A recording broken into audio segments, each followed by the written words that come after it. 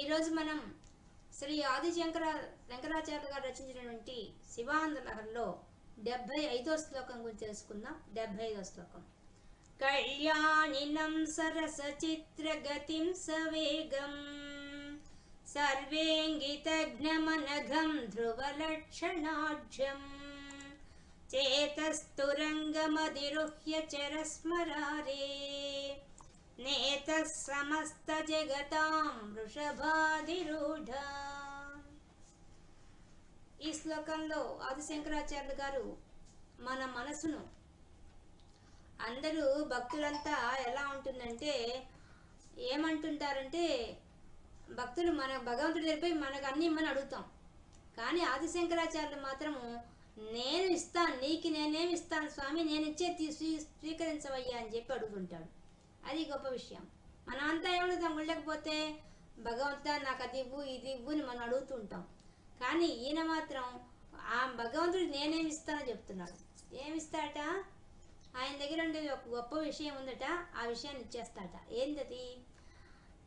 తన దగ్గర ఒక మంచి గుర్రం ఉందట, ఆ గుర్రాన్ని ఇచ్చేస్తాను స్వామి అని చెప్తున్నాడు.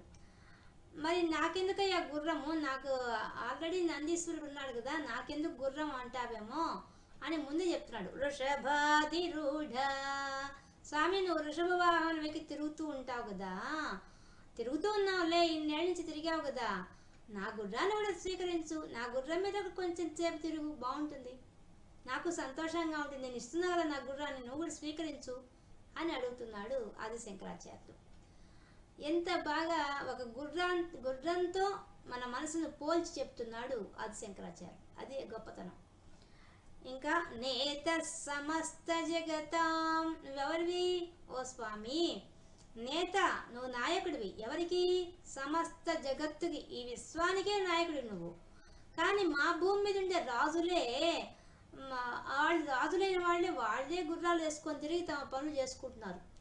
పని నీకు విశ్వం అంతా నడిపేవాడు, నీకు ఎన్ని పనులు ఉంటాయి పాపం, నువ్వు తొందరగా వెళ్ళాలంటే కష్టం కదా, అందుకని నా గుర్రం తీసుకోవయ్యా, నా గుర్రానికి చాలా గొప్పతనం ఉందయ్యా అని చెప్తున్నాడు.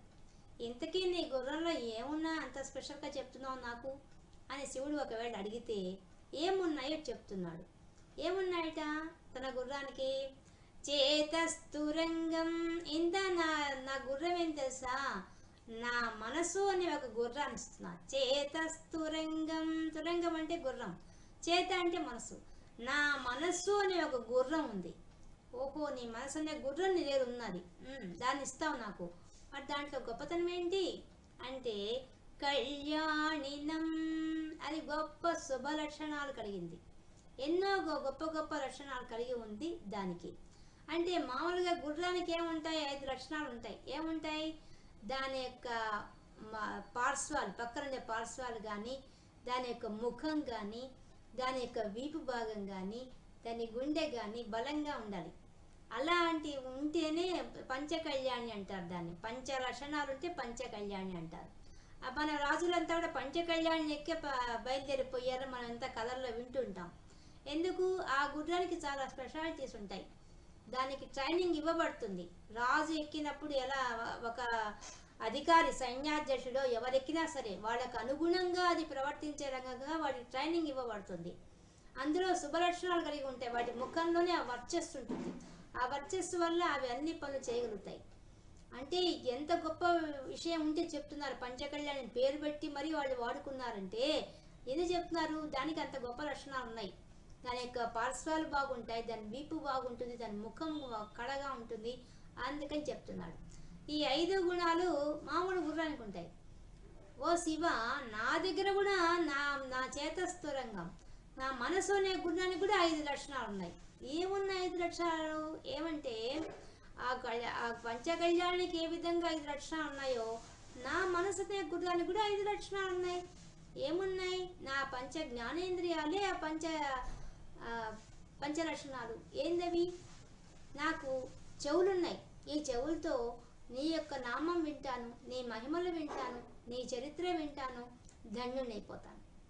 అలాగే నాకు ముక్కు ఇవ్వబడింది, దానికోసంగా నీకు నేను దీపాలు పెడతాను, ధూపం వేస్తాను, అగరబత్తి వేస్తాను, అవన్నీ వేసి నేను నీకు మంచి వాసన వస్తే ఏర్పాటు చేసి నేను కూడా ఆ వాసన పీల్చుకుంటుంటాను.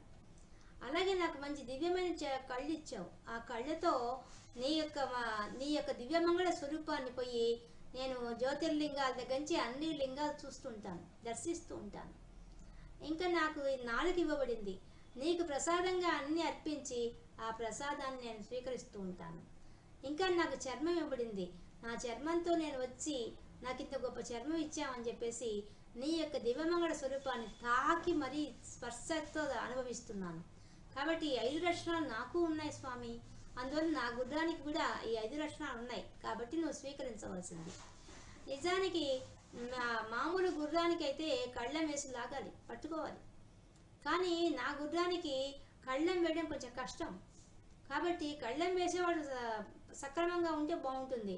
అందులో నువ్వు మంచి రౌతువు కదా, మామూలు రాజులు ఎట్లా రౌతులో నువ్వు అంతకన్నా విశ్వాన్ని మామూలుగా పరిపాలించే రాజ్యం పరిపాలించే వాళ్ళే మంచి రౌతులుగా ఉన్నప్పుడు, రౌతు అంటే గుర్రం ఎక్కి నడిపేవాడు, నువ్వు రౌతు అయ్యింది, నీవు విశ్వాన్ని నడిపే రౌతువి.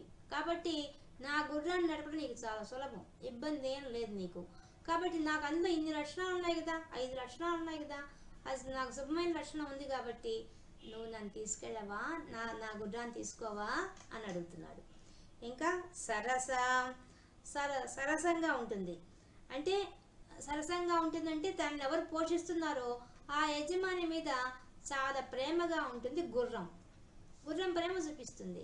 స్వామి, నువ్వు ఇచ్చిన సూపర్ పవర్ మాకు మనస్సు, మా మనసు బుద్ధి అవన్నీ మాకు ఇచ్చావు. మా మనసు అనే గుర్రం కూడా ఎప్పుడు ప్రేమమయంగా ఉంటుంది, దయతో ఉంటుంది. అంత గొప్పది నా మనసు కూడా. కాబట్టి నా మనసు అనే గుర్రాన్ని కూడా దానికి కూడా లక్షణం ఉంది. అందువల్ల ఇబ్బంది లేదు. ఇంకా చిత్రగతిం విచిత్రంగా పోతూ ఉంటాయి గుర్రాలు అని బయట. ఆ మహారాజు ఎక్కిన దాన్ని బట్టి ఆయన ఎక్కడికి వెళ్ళాలో గమ్యం ప్రకారంగా తీసుకువెళ్తూ ఉంటుంది. అది ఎక్కడ స్పీడ్ పెంచాలో పెంచుతుంది, ఎక్కడ తగ్గించాలో చేస్తుంది, అనుగుణంగా పోతూ ఉంటుంది ఆ గుర్రం. అలాగే నా మనసు ఉన్న గుర్రం కూడా స్వామి నీకు అనుగుణంగా ప్రవర్తిస్తుంది. నువ్వు ఎక్కడికి తీసుకెళ్తే అక్కడికి వస్తుంది, ఏం ఇబ్బంది లేదు దానికి. సవేగం, చాలా వేగం కలిది మామూలు గుర్రం. గుర్రానికి వేగం ఎక్కువ, అందుకే కదా గుర్రాన్ని వాళ్ళు వాడుకున్నారు రాజులంతా. స్వామి, నా మనసునే గుర్రము అంతకన్నా వేగంది. ఎంత వేగంది అంటే ఇక్కడే కూర్చొని ఉంటాను, నా మనసు ఎక్కడ విదేశాల్లో కూడా తిరిగి వచ్చేస్తుంది, నిమిషంలో కూడా పోయి వచ్చేస్తుంది. మామూలు గుర్రం కన్నా చాలా వేగంగా పోతుంది నా మనసునే గుర్రం. కాబట్టి నీకు ఈ గుర్రం చాలా సులభం స్వామి. దీన్ని ఎక్కి కూర్చుంటే నువ్వు చాలా హాయిగా వెళ్ళిపోవచ్చు, ఇబ్బంది ఏం లేదు నీకు. నీ పన్నుని చక్కబెట్టుకొని రావచ్చు. అందులో పాపం ఆ ఎద్దు కూడా కొంచెం రెస్ట్ ఇచ్చినట్టుగా ఉంటుంది, ఆ నందీశ్వరుడు కూడా రెస్ట్ ఇచ్చినట్టు అవుతుంది. నా గుర్రం ఎక్కి హాయిగా అటు ఇటు తిరుగు. నీ ఎంతోమంది భక్తులు నీకు వాళ్ళ కోరికలు తీర్చడం కోసంగా అవునంటే పరిగెత్తా వస్తుంది. అలాంటప్పుడు నా గుర్రం ఎక్కి పరిగెత్తు, పనులు అయిపోతాయి కదా. ఇంత వేగంగా పోయే గుర్రం నా దగ్గర ఉంది కదా, ఇబ్బంది ఏముంది నీకు. కాబట్టి తీసుకో దీన్ని. ఇంగిత జ్ఞానం ఉంటుంది గుర్రానికి. ఎంత ఇంగిత జ్ఞానం ఉంటుంది దానికి. తన మీద ఎక్కి కూర్చుని ఆ రౌతు యొక్క మనస్సు తెలుసుకొని ప్రవర్తిస్తుంది గుర్రం. అందుకే కదా పూర్వ రోజుల్లో రాజులు గుర్రాలు ఎందుకు ఎక్కువ ఉపయోగించుకున్నారు. వాళ్ళు ఎక్కడికి పోవాలన్నా ఎక్కిన వాడి యొక్క మనస్తత్వాన్ని బట్టి అది ప్రవర్తిస్తుంది. వాడి అవతల వాళ్ళ శత్రువులు ఎట్లాంటి వాళ్ళు కనుక్కోలేకపోయినా అది కనుక్కుంటుంది, త్వరగా కనుక్కుంటుంది. మనకు చరిత్రలో మనకు తెలుసు, ఖడ్గతిక్కన వాళ్ళందరికీ వాళ్ళ జీవితంలో గుర్రం ప్రథమ పాత్ర పోషించింది. ఆ ఖడ్గతిక్కన చూడండి, ఆయన యుద్ధరంగం నుంచి తిరిగి వచ్చేస్తాడు అలసిపోయి. ఇంటికి రాగానే భార్య వెక్కిరిస్తూ, తల్లి వెక్కిరిస్తూ ఏం పెడతారు, వాడు స్నానానికి పోయినప్పుడు పసుపు అవి పెట్టి, గాజులు పెట్టి, మంచం అడ్డం పెట్టి స్నానం చేయమంటారు. అవమానం అయిపోతుంది దానికి, యుద్ధరంగం నుంచి తిరిగి వచ్చిన దానికి. అప్పుడు ఆయన ఎక్కి వెంటనే అన్నం పెడితే వాళ్ళు ఎప్పుడో చల్లారిపోయిన అన్నం పెడతారు. ఎందుకంటే నువ్వు వీరుడివి కాదు, ఆయన వెన్ను చూపు వచ్చావని చెప్పి ఎక్కిరిస్తారు భార్య అమ్మ. వెంటనే ఆయన అన్నం కూడా తినకుండా గుర్రం ఎక్కిపోతాడు. ఆయన మనసు ఎంత వేగంగా ఉందో ఆ గుర్రం అంత వేగంగా తీసుకెళ్తుంది, శత్రువుల మధ్యలో తీసుకెళ్ళిపోతుంది. తీసుకెళ్ళి అందరితో హోరాహోరీగా పోరాటం చేసి చివరికి గెలుపు సాధించి తర్వాత ఆయన తల ఖండించబడితే శత్రువులు చిక్కకుండా తల తీసుకొచ్చి భార్యకు తల్లికి అప్పగిస్తుంది ఆ గుర్రం. ఆ గుర్రం యొక్క మనసు బట్టి ప్రవర్తించింది అది. అంత గొప్ప గుర్రాలు ఉన్నాయి మన చరిత్రలో. రాజుల యొక్క గుర్రాలు ఎన్నో ఘనకార్యాలు సాధించిన ఉన్నాయి. కాబట్టి నా మనసు కూడా అనే గుర్రం కూడా నా మీద ఎక్కినటువంటి భగవంతుడిది ఎక్కింది. అది గుర్తుపెట్టుకొని అది ప్రవర్తిస్తుంది, ఇంగిత జ్ఞానం కలిగి ఉంటుంది. నాకు కూడా అంతరంగం ఉంది కదా, నాకు కూడా మనసు, బుద్ధి, చిత్తం, అహంకారం అవన్నీ ఉన్నాయి కదా. దాని ద్వారా నా మీద ఉన్నవాడు భగవంతుడిని స్పృహలోనే అది సమయ సందర్భాన్ని బట్టి ప్రవర్తిస్తూ ఉంటుంది స్వామి. కాబట్టి నా గుర్రాన్ని ఎక్కవలసింది అని అడుగుతున్నాడు. ఇంకా అనఘం, అనఘం అంటే ఏ పాపము లేనిది, ఏ దోషము లేనిది. గుర్రానికి దోషాలు ఉండకూడదు. అంటే వాటికి సుడులు, రేఖలు అవన్నీ ఉంటాయి. వాటి గుర్ర శాస్త్రం తెలిసిన వాళ్ళు తెలుస్తుంది. అవన్నీ మనకు తెలియవు కానీ వాళ్ళకి తెలుస్తాయి బాగా. వాటికి సుడులు ఉన్నాయా, రేఖలు ఉన్నాయా, అవన్నీ చూసి వాళ్ళు కనుక్కుంటారు. ఈ గుర్రం చాలా శ్రేష్టమని వాళ్ళు కనుక్కునేస్తారు. అదేవిధంగా స్వామి దానికి ఏ విధంగా అయితే దోషాలు లేవు, దానికి మచ్చరు లేదు, మంచి రంగులో ఉంది, బాగుంది, అది కూడా అర్థం. నాకు కూడా స్వామి నేను తలుచుకొని నీ మార్గాన్ని, నీ పాదాలు పట్టుకోవాలనుకున్నప్పటి నుంచి నేను పాపాలను చేయడం మానేశాను. కాబట్టి నాకు కూడా అనగం, నేను పాపాలు చేయడం లేదు, నాలో కూడా దోషాలు లేవు స్వామి. కాబట్టి దోషాలు లేవు కాబట్టి నా మనసునే గుర్రాన్ని ఎక్కేసాయి. ఇంకా ధ్రువ లక్షణాఢ్యం, స్థిరంగా ఉండాలి. ఆ గుర్రం ఎలా ఉంటుంది? స్థిరం పట్టుదలతో స్థిరంగా కూర్చొని అది పైన కూర్చున్న వాడికి అనుగుణంగా స్థిరంగా ఉండాలి. అది దాని విన్యాసాలు చేస్తూ అమిత స్పీడ్గా వెళ్ళిపోయింది అనుకోండి, పైన వాడు కింద పడిపోతారు. అలా కాకుండా అదేం చేస్తుంది, పైన కూర్చున్న వాడికి అనుగుణంగా ఆ గుర్రం ప్రవర్తించి ఆ ధ్రువమైన స్థిరమైన శక్తి కలిగి ఉంటుంది గుర్రం. అలాగే అందుకంటే అట్లా ట్రైనింగ్ దానికి ఇవ్వబడుతుంది. అలాగే స్వామి నా మనసునే గుర్రం కూడా స్థిరంగా కూర్చోగలదు నీ దగ్గర. నువ్వు ఉన్నావు కదా, భగవంతుడు ఉన్నావని గుర్తించాను కాబట్టి నేను కూడా నా మనసునే గుర్రం కూడా స్థిరంగా ఉంటుంది, పట్టుదల కలిగి ఉంటుంది, ఏం ఇబ్బంది లేదు. కాబట్టి అధిరుహ్య, ఎక్కి కూర్చోవయ్యా ఓ స్వామి, ఎక్కి కూర్చో. చెర, తిరుగు. నువ్వు ఎందుకు తిరగమని నేను అంటున్నానంటే స్మరారే, నువ్వెవరివి? ఆ స్మరుడు అంటే మన్మధుడు, మన్మధుడికి శత్రువువి, మన్మధుడిని కాల్ చేసిన వాడివి నువ్వు. కానీ ఆ మన్మథ బాధతో అల్లాడుతున్న వాళ్ళం మేమే. ఎందుకు? మన్మధుడు అంటే మనసును మదించేవాడు మన్మధుడు. మా మనసుకు మేము కళ్ళెం వేయలేకున్నాం, అది ఇష్టం వచ్చినట్టు వెళ్ళిపోతుంది. ఇప్పుడు నీ మీద భక్తితో నేను కూర్చున్నా కొంతసేపే ఉంటుంది, మళ్ళీ వెళ్ళిపోతుంది స్వామి.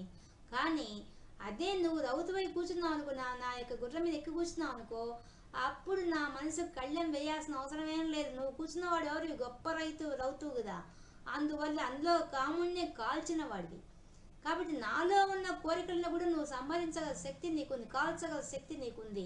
కాబట్టి నా గుర్రం అప్పుడు ఆ సర్వలక్షణాలతో కూడి ఉండి నీకు అన్ని విధులుగా సహకరిస్తూ అది ఎక్కడి బాగుంటే అక్కడ తీసుకెళ్తుంది స్వామి. కాబట్టి నా బుద్ధిమంతురాలైనటువంటి నా మనసు అనే గుర్రాన్ని ఎక్కవయ్యా, ఈ విశ్వాన్నంతా పరిపాలించుకోవయ్యా అని చెప్పి భగవంతుని ప్రార్థిస్తున్నాడు. అంటే నా మనసు ఇస్తాను తీసుకో అని ఎంత స్వచ్ఛందంగా చెప్తున్నాడు. ఎవరు చెప్పలేదు. నా మనసు ఇస్తారా అంటే తీసుకునేవాడు ఎవరు? భగవంతుడు ఒకటే తీసుకుంటాడు. భూలోకంలో ఉన్నవాడంతా నీ వెనకున్న ఆస్తిపాస్తులు, నీ హోదా అవన్నీ చూసే నీ దగ్గరకు వస్తారు. కానీ భగవంతుడు ఒక్కడే నా మనసు ఇస్తా తీసుకో అని చెప్తే తీసుకునేవాడు ఆయన ఒక్కడే. కాబట్టి ఆదిశంకరాచార్యులు ఈ 75వ శ్లోకంలో మనకి తన మనసునే గుర్రం చేసి ఆ గుర్రాన్ని అధిరోహించమని చెప్పి బతిమలాడుకుంటున్నాడు. ఇది ఈ శ్లోకంలో సారాంశం.